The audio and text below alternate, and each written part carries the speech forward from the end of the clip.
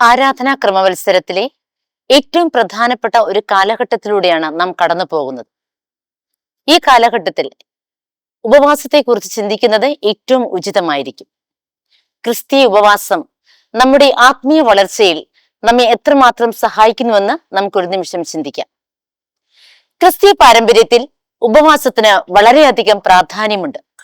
ഉപവാസം എന്നത് വെറും ഭക്ഷണത്തിൽ നിന്നുള്ള വിട്ടുനിൽക്കൽ മാത്രമല്ല, ദൈവവുമായി ആഴത്തിൽ ബന്ധപ്പെടാനും ആത്മീയമായി വളരാനുമുള്ള ശക്തമായ ഒരു മാർഗം കൂടിയാണിത്. ഇത് പ്രാർത്ഥനയോടൊപ്പം വേദപഠനവും കൂടി ചേർന്ന് സമഗ്രമായ ആത്മീയ അനുഭവം പ്രദാനം ചെയ്യും. ബൈബിളിൽ പല ഭാഗങ്ങളിലായി ഉപവാസത്തെക്കുറിച്ച് പരാമർശിക്കുന്നുണ്ട്. മത്തായിയുടെ സുവിശേഷം 6-ാം അധ്യായം 16 മുതലുള്ള വാക്യങ്ങളിൽ യേശു പറയുന്നു, നിങ്ങൾ ഉപവസിക്കുമ്പോൾ കപടഭക്തരെ പോലെ ആകരുത്, വിഷാദമുഖം കാണിക്കരുത്. ഉപവസിക്കുന്നത് സ്വർഗസ്ഥനായ പിതാവിനെ കാണിക്കാൻ വേണ്ടി മാത്രമായിരിക്കണം. അദൃശ്യനായ പിതാവല്ലാതെ മറ്റാരും അത് കാണരുത്. അതുകൊണ്ട് തന്നെ ഉപവാസം വളരെ സന്തോഷത്തോടും പ്രസന്ന മുഖത്തോടും കൂടിയായിരിക്കണം. ഏശയ്യ 58-ാം അധ്യായത്തിൽ ഇങ്ങനെ പറയുന്നു, ഞാൻ തിരഞ്ഞെടുത്ത ഉപവാസം ഇതല്ലയോ, അനീതിയുടെ ബന്ധനങ്ങൾ അഴിക്കാനും വിശപ്പുള്ളവന് ഭക്ഷണം നൽകാനും ഭവനമില്ലാത്തവനെ വീട്ടിൽ സ്വീകരിക്കാനും. നമ്മൾ ഇങ്ങനെ നോക്കുമ്പോൾ കാരുണ്യ പ്രവൃത്തികളെ കുറിച്ച് വളരെ വ്യക്തമായി ഏശയ്യ ഇതിൽ പ്രതിപാദിക്കുന്നുണ്ട്. ഇതിൽ മർദ്ദിതരെ സ്വതന്ത്രരാക്കാനും എല്ലാ നുകവും ഒടിക്കാനും, അങ്ങനെ ദൈവം ആഗ്രഹിക്കുന്ന ഉപവാസം നാം അനുഷ്ഠിക്കാനും നാം വിളിക്കപ്പെടുന്നു. ജോയൽ പ്രവാചകൻ നമ്മെ വിളിക്കുന്നത് വലിയൊരു സന്ദേശവും കൂടിയായിട്ടാണ്. ഇപ്പോഴെങ്കിലും നിങ്ങൾ വിലാപത്തോടും കണ്ണുനീരോടും കൂടി എന്നിലേക്ക് തിരിയുവിൻ, ഉപവാസത്തോടുകൂടി പ്രാർത്ഥനയിലേക്ക് തിരിയുമെന്ന് ജോയൽ പ്രവാചകൻ വളരെ വ്യക്തമായി തന്നെ ഇതിൽ പറയുന്നു. അദ്ദേഹം പറയുന്നുണ്ട്, ഉപവാസത്തോടും കണ്ണുനീരോടും വിലാപത്തോടെ പൂർണ്ണ ഹൃദയത്തോടെ എന്നിലേക്ക് തിരിയും എന്നാണ് ജോയൽ പ്രവാചകൻ നമ്മെ ഓർമ്മിപ്പിക്കുന്നത്. യോനാ പ്രവാചകൻ നിനിവേ നിവാസികളെ ഉപവാസത്തിനായി ക്ഷണിക്കുന്നുണ്ട്. അവർ അവരുടെ അനുതാപം പ്രകടിപ്പിക്കുന്നത് ചെറിയവരും വലിയവരും ഒന്നടങ്കം യാതൊരു വ്യത്യാസവുമില്ലാതെ ചാക്കുടുത്ത് ഉപവസിച്ചുകൊണ്ടാണ്. ഉപവാസത്തിന് പല ലക്ഷ്യങ്ങളുണ്ട്. നമ്മൾ എന്തിനാണ് ഉപവസിക്കുന്നത്? ഒന്നാമത്തെ കാര്യം, ദൈവം മാർഗനിർദ്ദേശങ്ങൾ തേടാൻ, ദൈവത്തിന്റെ ഹിതമറിയാൻ. അതായത് പ്രധാന തീരുമാനങ്ങൾ എടുക്കുന്നതിന് മുമ്പ് ദൈവം എന്താണ് ആഗ്രഹിക്കുന്നത് തിരിച്ചറിയാൻ വേണ്ടിയിട്ടാണ്. അപ്പോസ്തലന്മാരുടെ പ്രവർത്തനങ്ങളില് നമ്മൾ ഇത് കാണുന്നുണ്ട്. അന്ത്യോക്യ സഭയെ ബർന്നബാസിനെ സാവൂളിനെ മാറ്റി നിർത്തണമെന്ന് അവർ ഉപവസിച്ച് പ്രാർത്ഥിച്ചപ്പോൾ ഒന്ന് പറയുന്നു. ഉപവസിക്കുന്നതിന്റെ രണ്ടാമത്തെ ലക്ഷ്യം എന്ന് പറയുന്നത് പാപങ്ങൾക്ക് പരിഹാരമായി അനുതാപം പ്രകടിപ്പിക്കുന്ന രീതിയാണ്. സാമുവേലിന്റെ 1-ാം പുസ്തകത്തില് മിസ്പായിൽ വെച്ച് ഇസ്രായേൽ ജനത അന്യദേവന്മാരെ ഉപേക്ഷിക്കുകയും ഉപവാസത്തിലൂടെ പിതാവായി ദൈവത്തിങ്കിലേക്ക് തിരിയുന്നതായും നാം കാണുന്നു. യോനാ പ്രവാചകന്റെ പുസ്തകത്തിലും നമ്മൾ ഇത് കാണുന്നുണ്ട്. ചെറിയവരും വലിയവരും ഒന്നുപോലെ ചാക്കുടുത്ത് ഉപവസിച്ച് ദൈവത്തിങ്കിലേക്ക് തിരിയും. ഉപവസിക്കുന്നതിന്റെ മൂന്നാമത്തെ ലക്ഷ്യം എന്ന് പറയുന്നത് ആത്മീയ പുനരുജ്ജീവനം, അതായത് ദൈവവുമായുള്ള ബന്ധം പുതുക്കാനുള്ള ഒരു അവസരം കൂടിയാണിത്. മത്തായിയുടെ സുവിശേഷം 4-ാം അധ്യായത്തില് മരുഭൂമിയിലെ പരീക്ഷ നമ്മൾ കാണുമ്പോൾ യേശു തന്റെ പിതാവായ ദൈവവുമായി സംഭാഷണത്തിൽ ഏർപ്പെടുകയും തന്റെ പരസ്യ ജീവിതത്തിനായി ഒരുങ്ങുകയും ചെയ്യും. നാലാമതായിട്ട് മറ്റുള്ളവർക്കായി മധ്യസ്ഥത വഹിക്കാനും ഉപവസിച്ച് പ്രാർത്ഥിക്കുന്ന അവസരങ്ങളുണ്ട്. എസ്തേർ രാജ്ഞി ഹാമാറിന്റെ കൈകളിൽ നിന്ന് ഇസ്രായേൽ ജനത്തെ മോചിപ്പിക്കാനായിട്ട് അവരോട് ഉപവസിച്ച് 3 ദിവസം എനിക്ക് വേണ്ടി പ്രാർത്ഥിക്കുവിൻ എന്ന് പറയുന്ന ഒരു പ്രത്യേകമായ അവസരവും അവിടെയുണ്ട്. ഉപവാസം എന്ന് പറയുന്നത് സ്വന്തം കാര്യങ്ങൾക്ക് വേണ്ടി മാത്രം പ്രാർത്ഥിക്കാനല്ല, മറ്റുള്ളവർക്ക് വേണ്ടി പ്രാർത്ഥിക്കാനുള്ള ഒരു അവസരം കൂടിയാണ്. അഞ്ചാമതായി നാം പ്രാർത്ഥിക്കുന്നത് ഭക്തി പ്രകടിപ്പിക്കാനാണ്, ദൈവത്തോടുള്ള നമ്മുടെ സമർപ്പണം സ്നേഹവും അറിയിക്കാൻ. ലൂക്കായുടെ സുവിശേഷത്തില് നാം അന്ന പ്രവാചികയെ കാണുന്നു. 84 വയസ്സായ ഈ വിധവ ദേവാലയം വിട്ടുപോകാതെ രാപ്പകൽ ദൈവത്തെ സ്തുതിച്ചുകൊണ്ട് ഉപവാസത്തിനും പ്രാർത്ഥനയിലും കഴിഞ്ഞു എന്നാണ് പറയുക. ആറാമതായിട്ട് നാം ഉപവസിക്കുന്നത് നമ്മിൽ തന്നെ വിനയത്തിന്റെയും ആശ്രയത്വത്തിന്റെയും വിശ്വാസവും വളർത്താനും ആത്മീയ ഗുണങ്ങൾ സ്വീകരിക്കാനും അത് പരിപോഷിപ്പിക്കാനും വേണ്ടിയിട്ടാണ്. സങ്കീർത്തകൻ 35-ാം അധ്യായത്തിൽ പറയുന്നു, അവർ രോഗികളായിരുന്നപ്പോൾ ഞാൻ ചാക്കുടുത്ത് അവർക്ക് വേണ്ടി ഉപവസിച്ച് പ്രാർത്ഥിച്ചുവെന്ന്.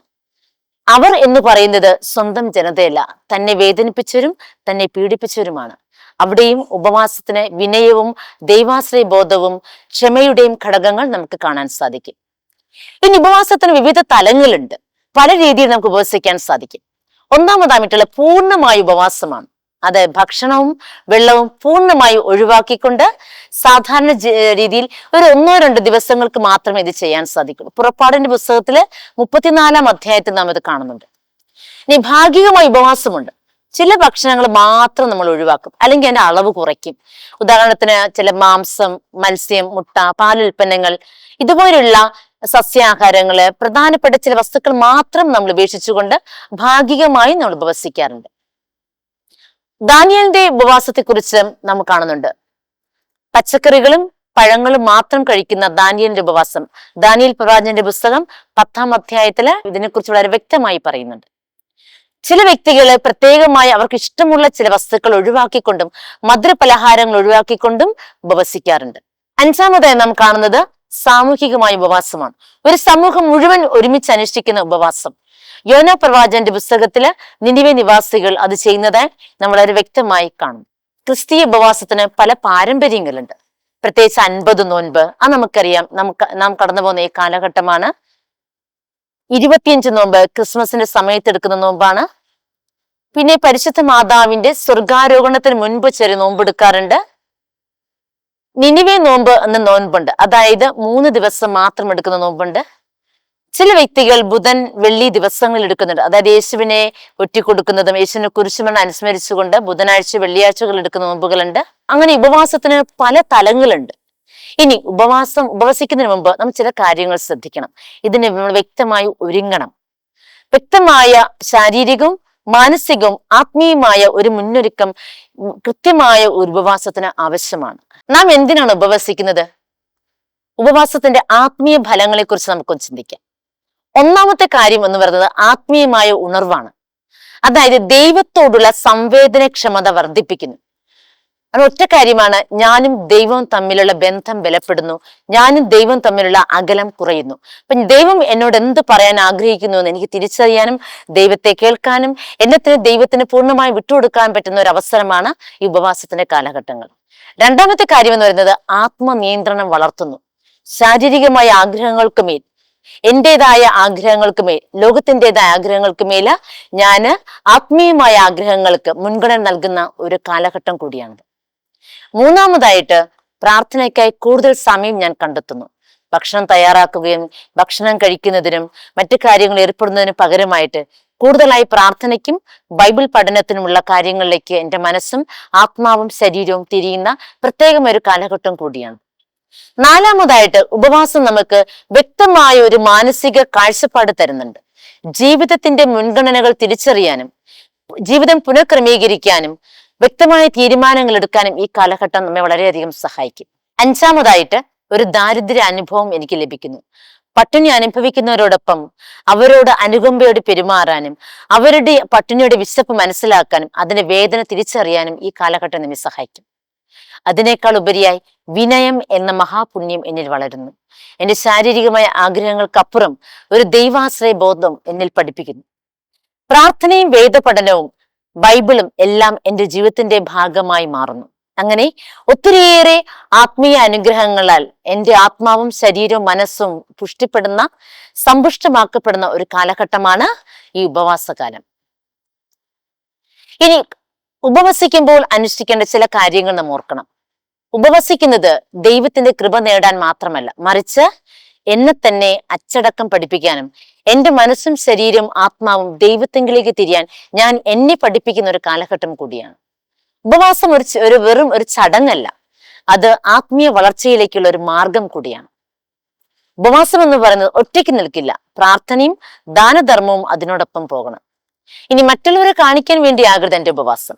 അത് അഹങ്കാരത്തിനോ ഒരു ഷോ ഓഫോ അല്ല, പക്ഷേ അത് ദൈവവും ഞാൻ തമ്മിലുള്ള വ്യക്തിപരമായ ബന്ധത്തിന്റെ ഒരു പ്രകടനമായിരിക്കണം. ഉപവാസം എന്ന് പറയുന്നത് വ്യക്തിപരം മാത്രമല്ല, അത് സമൂഹത്തിനുള്ള മാറ്റം കൂടിയാവണം. ഉപവാസത്തിന്റെ വിവിധ തലങ്ങളും ക്രിസ്തീയ പാരമ്പര്യവും ബൈബിളിനെ ആസ്പദമാക്കിയുള്ള എല്ലാ ഘടകങ്ങളും നമ്മൾ കണ്ടു കഴിഞ്ഞു. നമ്മുടെ ആത്മാവിൽ ഉണ്ടാകുന്ന പുണ്യങ്ങളെ കുറിച്ച് നാം ചിന്തിച്ചു. ആത്മാവിന്റെ വസന്തകാലമാണ് ഈ നോമ്പുകാലം. പുണ്യങ്ങൾ ശീലിക്കാനും ആത്മീയതയിൽ വളരാനും കൃപയിൽ ആഴപ്പെടാനുമുള്ള ഈ സുവർണ അവസരം നാം ഒരിക്കലും നഷ്ടമാക്കരുത്. നമുക്ക് ഈ ഒരവസരം പ്രയോജനപ്പെടുത്താം. ഉപവാസം നമ്മുടെ ആത്മീയ അച്ചടക്കമാണ്. ഇത് പ്രാർത്ഥനയോടും ധ്യാനത്തോടും ചേർന്ന് ദൈവവുമായുള്ള ബന്ധം ആഴപ്പെടുത്താൻ നമ്മെ സഹായിക്കുന്നു. മനസ്സ് സന്നദ്ധമെങ്കിലും ശരീരം ബലഹീനമാണെന്നുള്ള തിരിച്ചറിവും ഈ ഉപവാസത്തിലൂടെ നമുക്ക് ലഭിക്കും. പലപ്പോഴും നാം ആഗ്രഹിച്ചാലും പൂർണ്ണമായ അരൂപിയിൽ നമുക്ക് ഉപവാസം അനുഷ്ഠിക്കാൻ കഴിയുമെന്നറിയില്ല. എന്നാൽ ദൈവം തരുന്ന കൃപയിൽ നമുക്ക് കഴിയും. നിനക്ക് എന്റെ കൃപ മതി എന്ന യേശുനാഥന്റെ വാക്കുകളിൽ വിശ്വസിച്ചുകൊണ്ട് നാഥന്റെ വിളിക്കായി കാതോർക്കാം. ജീവിതം ക്രമപ്പെടുത്താനും കാരുണ്യ പ്രവൃത്തികളിൽ വളരാനും ഈ നോമ്പുകാലം നമ്മെ സഹായിക്കട്ടെ. ഇനി വരുന്ന ദിനങ്ങളിൽ നമുക്കും ദൈവത്തോടൊപ്പം ആയിരിക്കാം, ദൈവത്തിൻ്റെതായി തീരാം.